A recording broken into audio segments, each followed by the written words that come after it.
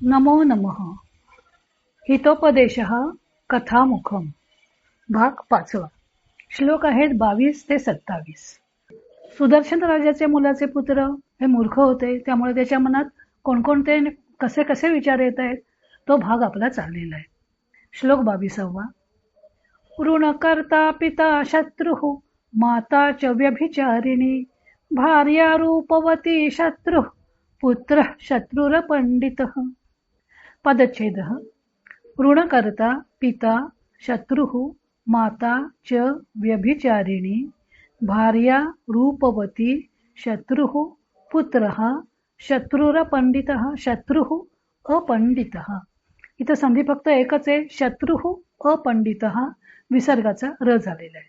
कोण कोण शत्रू आहेत त्याची इथं यादी केलेली आहे. इथं समास कुठले आले आहेत? ऋणकर्ता. ऋणम करोती इति ऋणकर्ता, जो कर्ज करतो, कर्ज बाजारी होतो तो ऋणकर्ता. व्यभिचारिणी हा समास नाहीये, तद्धित रूप आहे. व्यभिचारः अस्ति अस्याः इति, जी व्यभिचार करते ती व्यभिचारिणी, तद्धित रूप झालं. तसंच रूपवती, रूपम अस्ति अस्याः इति रूपवती, हे तद्धित रूप आहे. अपंडितः हा एक समास आहे. न पंडितः अपंडितः. नाही तत्पुरुष. सुभाषितकार काय सांगतोय? कोण कोण शत्रू आहेत त्याची यादी केलेली. ऋणकर्ता पिता शत्रू. ज्याचा पिता ऋण करतो म्हणजे कर्ज करतो तो त्या मुलाचा जणू काही शत्रूच असतो, कारण पित्यानं केलेलं कर्ज पुत्राला फेडावं लागतं. दुसरा कोण शत्रू? माताच्या व्यभिचारिणी. जी माता व्यभिचारिणी असते तीही त्या मुलाची शत्रू आहे. भार्या रूपवती. रूपवती भार्या, सौंदर्यानं युक्त अशी जर पत्नी असेल तर तीही शत्रुवत होते, कारण सगळ्या लोकांची नजर तिच्यावर राहते, म्हणून शत्रुवत होते असं म्हटलेलं आहे. पुत्र हा शत्रू अपंडित. अपंडित पुत्र हा शत्रू. पंडित नसणारा म्हणजेच मूर्ख पुत्र असेल तर तोही शत्रूप्रमाणच आहे. पंडित मध्ये पंडा असा मूळ शब्द आहे. पंडा असती असे ते पंडित. पंडा म्हणजे बुद्धी. पंडित हे तद्धित रूप झालं. नामापासून जी नामं बनतात त्यांना म्हणायचं तद्धित, आणि मूळ धातूपासून जे शब्द बनलेले असतात त्यांना म्हणायचं कृदंत. ज्याच्याकडे बुद्धी नाही तो अपंडित म्हणजे मूर्ख. पुन्हा एकदा अन्वय आणि अर्थ बघूया. ऋणकर्ता पिता शत्रू अस्ति, व्यभिचारिणी माताचे शत्रू अस्ति, रूपवती भार्या शत्रू अस्ति, अपंडित पुत्र शत्रू अस्ति. कर्ज करणारा पिता, व्यभिचार करणारी माता, सौंदर्यवती पत्नी आणि मूर्ख मुलगा हे शत्रूप्रमाणे आहेत. श्लोक 23. अनभ्यासे विषम विद्या अजीर्णे भोजनं विषम, विषम सभा दरिद्रस्य वृद्धस्य तरुणी विषम. पदच्छेदः. अनभ्यासे विषम विद्या अजीर्णे भोजनं विषम, विषम सभा दरिद्रस्य वृद्धस्य तरुणी विषम. इथं कुठेही संधी नाहीये. कोणकोणत्या गोष्टी विषाप्रमाणे आहेत किंवा चांगल्या गोष्टी असून सुद्धा त्या विषाप्रमाणे कधी होतात ते या सुभाषितामध्ये सांगितलेलं आहे. याच्यामध्ये अनभ्यासे हा एकच समास आहे. न अभ्यास हा अनभ्यास. अभ्यास नाही तो अनभ्यास. अनभ्यासे विद्या विषम. विद्या शिकली पण जर त्याचा अभ्यास केला नाही तर ती विषवत होते, म्हणजे नाश करणारी होते किंवा उपयोगी पडत नाही. अभ्यास म्हणजे पुन्हा पुन्हा केलेली कृती, पुनरुच्चार किंवा आवृत्ती. एखादी विद्या शिकली की पुन्हा पुन्हा तिचा पुनरुच्चार करायला हवा, आवृत्ती करायला हवी, मनन अध्ययन करायला हवं. अजीर्णे भोजनम विषम. अजीर्ण झालेलं आहे आणि तरी सुद्धा भोजन केलं तर तेही विषाप्रमाणे होतं. अजीर्ण झालेलं असेल तर जास्त भोजन करून चालत नाही. विषम सभा दरिद्रस्य. दरिद्रस्य सभा विषम. दरिद्री माणसाची, गरीब माणसाची सभा ही सुद्धा विषाप्रमाणे आहे. आणि वृद्धस्य तरुणी विषम. वृद्ध मनुष्याला तरुण स्त्री ही विषाप्रमाणे आहे. असं हे एक सोपं संधी नसणारं सुभाषित आहे. पुन्हा एकदा अन्वय आणि अर्थ बघूया. अनभ्यासे विद्या विषम, अजीर्णे भोजनम विषम, दरिद्रस्य सभा विषम, वृद्धस्य तरुणी विषम. अभ्यास केला नाही तर विद्या ही विषाप्रमाणे आहे. अजीर्ण झालं असेल तर भोजन हे विषाप्रमाणे आहे. दरिद्र मनुष्याची सभा विषाप्रमाणे आणि वृद्ध मनुष्याकरता तरुणी ही विषाप्रमाणे आहे. श्लोक 24. यस्य कस्य प्रसूतोऽपि गुणवान् पूज्यते नरः धनुर्वंश विशुद्धोऽपि निर्गुणः किं करिष्यति. पदच्छेदः. यस्य कस्य प्रसूतः अपि गुणवान् पूज्यते नरः धनुः वंशविशुद्धः अपि निर्गुणः किं करिष्यति. इथं संधी कुठले? प्रसूतोपि, प्रसूतः अपि आणि धनुर्वंश विशुद्धोपि. धनुः वंशविशुद्धः अपि. धनुः अधिक वंशविशुद्धः विसर्गाचा र झालेला आहे आणि वंशविशुद्धोपि आणि मागचं प्रसूतोपि दोन्ही ठिकाणी विसर्गाचा उ होऊन पूर्वरूप संधी झालेला आहे. सुभाषितकार काय म्हणतात? यस्य कस्य प्रसूतोपि, यस्य कस्य प्रसूतः अपि. ज्या कुणाच्या घरी प्रसूत झालेला असेल, कुणाच्याही घरी प्रसूत झालेला असेल, कोण? गुणवान नरः. गुणवान मनुष्य कोणत्याही जातीमध्ये कोणत्याही घरामध्ये जर जन्माला आलेला असेल तर तो पूज्यते, तर त्याची पूजा केली जाते, त्याचा आदर केला जातो. कारण गुणामुळं, आदर हा गुणामुळे होतं, जातीमुळं किंवा धन तुमच्याकडे किती आहे त्याच्यावरून आदर केला जात नाही, तर गुणावरून आदर केला जातो. गुणवान नरः पूज्यते. गुणवान नरः पूज्यते कर्मणी प्रयोग आहे. नरैही असा तिथं करता एक पदार्थ घ्यावा लागेल. लोकांकडून गुणवान मनुष्याची पूजा केली जाते. नरहाचं गुणवान हे एक विशेषण आहे आणि प्रसूतः हे एक विशेषण आहे. जन्माला आलेला गुणवान मनुष्य पूजिला जातो. यस्य कस्य म्हणजे कोणत्याही कुळामध्ये कोणत्याही जातीमध्ये जरी मुलगा जन्माला आलेला असेल आणि तो गुणवान असेल तर त्याची पूजा केली जाते. पुढे म्हटलंय धनुः वंशविशुद्धः अपि निर्गुणः किं करिष्यति. धनुः धनुष्य. धनुष हा शब्द नपुंसकलिंगी आहे. निर्गुणः आणि वंशविशुद्धः ही पुत्र हा शब्दाची विशेषण आहे. पुत्र हे विशेष्य तिथं आलेलं नाहीये श्लोकामध्ये. वंशविशुद्ध हा सामासिक शब्द आहे. वंश आणि विशुद्ध असे दोन शब्द इथं एकत्र आले. विशुद्ध हा वंश हा यस्य सहा, ज्याचा वंश विशुद्ध म्हणजे चांगलं कुळ आहे ज्याचं, असा तो वंश विशुद्ध. बहुव्रीही समास. निर्गुण हाही एक समास आहे. निर्गत हा गुण हा यस्माचा, ज्याच्यामधून गुण निघून गेलेला आहे असा. प्राधिकर्मधार आहे. इथं गुण या शब्दावर श्लेष आहे. गुण हा शब्दाचा एक अर्थ आहे गुण, चांगले गुण वाईट गुण या अर्थी, आणि दुसरा अर्थ आहे गुण म्हणजे दोरी. धनुष्याच्या बाबतीत गुण या शब्दाचा अर्थ दोरी हा घ्यायचा आहे. पुत्राच्या बाबतीत गुण या शब्दाचा अर्थ चांगले गुण असा घ्यायचा आहे. अपि वंश विशुद्ध म्हणजे चांगल्या वंशामध्ये, विशुद्ध अशा वंशामध्ये जन्माला आलेला आहे, पण निर्गुण, पण निर्गुण असेल तर त्याचा काय उपयोग? चांगल्या कुळामध्ये जन्माला आलेला असून सुद्धा जर तो निर्गुण असेल तर त्याचा काय उपयोग? त्याचं जीवन व्यर्थच झालं. धनुः धनुष्य. धनुष्य हे बांबूपासून केलं जातं. चांगल्या बांबूपासून तयार केलेलं धनुष्य जर निर्गुण, गुण म्हणजे दोरी, दोरी जर त्याला बांधलेली नसेल तर त्या धनुष्याचाही काही उपयोग नाही. निर्गुण धनुष्याचाही काही उपयोग नाही आणि निर्गुण अशा मुलाचाही काही उपयोग नाही. आता इथं एक चूक थोडी वाटते. कसं? वंश विशुद्ध हा अपि निर्गुण हा पुत्र हा कडं ठीक आहे, पण धनुःकडे ही दोन्ही विशेषणं घ्यायची असतील तर ती आपल्याला नपुंसकलिंगात मानावी लागतील. धनुः निर्गुणम वंश विशुद्धम. निर्गुण असणारं म्हणजे दोरी नसणारं, चांगल्या बांबूपासून तयार केलेलं आहे पण दोरी नसणारं धनुष्य ज्याप्रमाणे व्यर्थ असतं त्याप्रमाणे वंश विशुद्ध हा निर्गुण हा व्यर्थ हा. त्याप्रमाणे चांगल्या कुळात जन्माला आलेला पण निर्गुण आहे, गुण नाही त्याच्याकडं, तर अशा मुलाचं जीवन सुद्धा व्यर्थ आहे, त्याचा आदर केला जात नाही. पुन्हा एकदा अन्वय आणि अर्थ बघूया.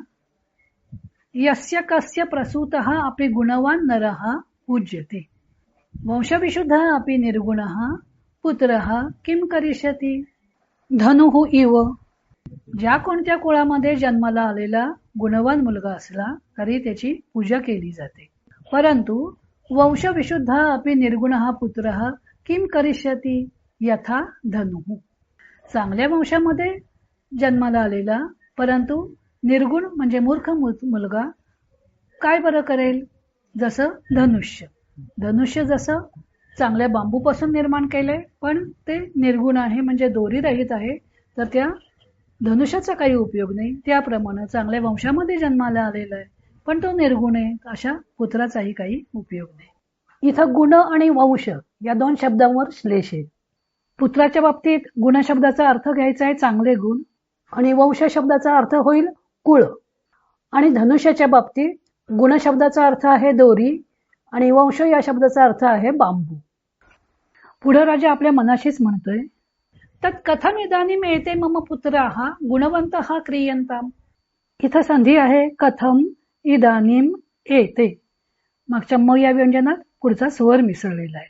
आणि क्रियन्ताम क्रू आठवा गण उभयपद, कर्मणी आज्ञार्थ तृतीय पुरुष बहुवचन. मम पुत्रः गुणवन्तः क्रियन्ताम. कोणाकडून माझे पुत्र गुणवंत केले जातील, करावेत. आता इथं तृतीयतला करता कोणीतरी पदरचा धरायला लागेल. केन आचार्येण मम पुत्रः गुणवन्तः क्रियन्ताम. कोणत्या गुरुकडून माझे पुत्र हे गुणवान केले जातील? तर या माझ्या पुत्रांना गुणवान कसं बरं करता येईल, कसं केले जातील हे पुत्र गुणवान? कारण निर्गुण आहेत, उन्मार्गगामी आहेत, यौवनम धनसंपत्ती सगळ्या चारही गोष्टी, किमू यत्र चतुष्टयम, चारही गोष्टी त्यांच्या ठिकाणी आहेत, मग यांचं कसं होणार, असे विचार त्याच्या मनामध्ये चालू आहेत. पुढचा 25वा श्लोक आहे. आहार निद्रा भयमैथुनं च सामान्यमेतत् पशुभिर्नराणां धर्मो हि तेषाम् अधिको विशेषो धर्मेण हीना पशुभिः समानाः. हे 11 अक्षर असलेलं इंद्रवज्र आणि उपेंद्र वज्र यांचं मिश्रण असलेलं उपजाती वृत्त आहे. पदच्छेद.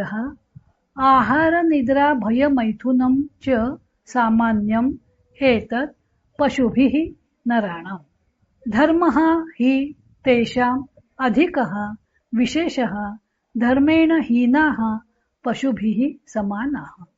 याच्यामध्ये संधी कुठले आहेत? सामान्यम एतत् मागच्या म या व्यंजनात पुढचा स्वर मिसळलेला आहे. पशुभिर नराणाम विसर्गाचा र झालेला आहे. धर्मो ही विसर्गाचा उ झालेला आहे. तेषाम अधिकः मागच्या म या व्यंजनात पुढचा स्वर मिसळलेला आहे. अधिको विशेषो धर्मेण, अधिकः विशेषः धर्मेण. दोन्ही ठिकाणी विसर्गाचा उ झालेला आहे, कारण विसर्गाच्या माग अ आणि विसर्गाच्या पुढे कोमल व्यंजन असं असलं की विसर्गाचा उ होतो. ह्याच्यामध्ये समास कुठले आलेले आहेत? आहार निद्रा भय मैथुनम. 4 गोष्टी सांगितल्या. आहारः च निद्रा च भयम च मैथुनम च. आणि 4 गोष्टी असून सुद्धा शब्द नपुसकलिंगी एकवचनी आहे, म्हणजे हा समाहार द्वंद्व समास आहे, इतरेतर द्वंद्व नाही. आहार निद्रा भय आणि मैथुन या 4 गोष्टींचा एकत्र समाहार केलेला आहे, एकत्र केलेले आहेत. आहारः च निद्रा च भयम च मैथुनम च एतेषां समाहारः. समाहार द्वंद्व. आणि त्याचं लिंग इतरेतर द्वंद्व समासामध्ये शेवटच्या पदाचं लिंग ते संपूर्ण समासाचं लिंग असतं, आणि समाहार द्वंद्व समास नेहमी नपुसकलिंगी एकवचनी असतो. युकालिक्षम, मार्जार नकुलम. सुभाषितकार काय सांगतायत? आहार निद्रा भय मैथुनम च सामान्यम एतत्. एतत् सामान्यम नराणाम आहार निद्रा भय मैथुनम पशुभिः सामान्यम. लोकांचं, मनुष्यांचं आहार निद्रा भय आणि मैथुन या 4 गोष्टी या पशुभिः समानम, पशूंच्या बरोबरीच्याच असतात. पशु म्हणजे आहार निद्रा भय मैथुन आहे. नर हाही एक पशुच आहे, मनुष्य हाही पशुच आहे, त्यामुळे याही 4ही गोष्टी मनुष्याच्याही ठिकाणी आहेत. मग पशु आणि मनुष्य यांच्यामध्ये फरक करणारी अशी कोणती गोष्ट आहे? तर धर्म हाही तेषाम अधिकः विशेषः. मनुष्यांच्या मध्ये धर्म ही एक अधिक गोष्ट आहे की ज्यामुळे ते पशूंपेक्षा वेगळे ठरतात. पशु असूनही पशूंपेक्षा वेगळा ठरवणारा असा धर्म हा त्यांच्यामध्ये एक आणखीन गुण आहे. आणि धर्मेण हीनाः पशुभिः समानाः. धर्मेण हीनाः, धर्म ज्यांच्याकडे नाही ते पशूंच्या प्रमाणच आहे. हीन विना वगैरे अव्ययांना तृतीय विभक्ती लागते. हीनाहाला तृतीय विभक्ती लागते, म्हणून धर्मेण हीनाः. तसंच पशुभिही समानाः इथंही तृतीय विभक्ती लागलेली आहे. धर्म या शब्दाचा हिंदू, मुसलमान, पारशी, ख्रिश्चन असा रिलिजन असा अर्थ नाहीये. धर्म म्हणजे कायदा, सुव्यवस्था, न्याय, नीती अशा अर्थानं धर्म शब्द संस्कृतमध्ये वापरला जातो. पुन्हा एकदा अन्वय आणि अर्थ बघूया. पशुभिः नराणाम् आहार निद्रा भयमैथुनम् एतत् सामान्यम्. धर्मः हि तेषाम् अधिकः विशेषः. धर्मेण हीनाः नराः पशुभिः समानाः सन्ति. व मनुष्यांच्या आहार, निद्रा, भय आणि मैथून या 4 गोष्टी पशूंच्या प्रमाणच सारख्या आहेत. मनुष्यामध्ये धर्म ही एक गोष्ट पशूंच्या पेक्षा अधिक आहे आणि जे लोक धर्महीन आहेत ते पशूंप्रमाणच आहेत. यतः कारण आता हेही त्याच्या मनात आलेला एक विचार आहे, तो गद्यात आला. पुढं श्लोक आहे 26वा. धर्मार्थ काम मोक्षाणाम यस्यैकोऽपि न विद्यते अजागलतनस्यैव तस्य जन्म निरर्थकम्. पदच्छेदः. धर्मार्थ काम मोक्षाणाम यस्य एकः अपि न विद्यते अजागलस्तनस्य इव तस्य जन्म निरर्थकम्. इथं संधी कुठले आले? यस्यैकोऽपि. यस्य अधिक एकः, यस्यैकः वृद्धी संधी झाला, एकः अधिक अपि विसर्गाचा उ आणि नंतर पूर्वरूप संधी. अजागलस्तनस्य इव हा गुणसंधी झाला. अजागलस्तनस्य इव अजागलस्तनस्यैव आणि यस्य अधिक एकः यस्यैकः. इथं यस्य अधिक एकः इथं पुढं ए आलेला आहे, तिथं दोन्हीचा मिळून ऐ झाला आणि अ आणि ई यांचा मिळून ए झाला. अजागलतनस्यैव. इथं समास कुठले आहेत? धर्मार्थ काम मोक्षाणाम.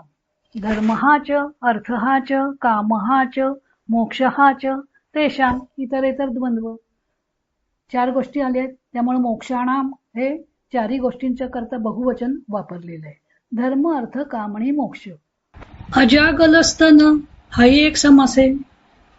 अजा, गल आणि स्तन 3 शब्द एकत्र आले आणि इथं 2 समास झालेले. अजा याहा गलहा षष्ठी तत्पुरुष.